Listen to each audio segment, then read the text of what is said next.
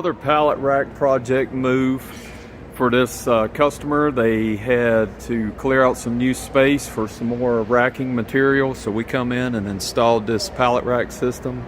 It's 20 foot high, 48 inches deep with 12 foot long heavy duty load beams and wire decking. Also has some 10 foot carton flow lanes on the bottom two levels.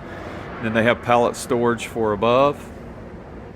And we also put rack netting on the back side of this rack because there'll be operators on this side of the racking system so nothing falls off on them.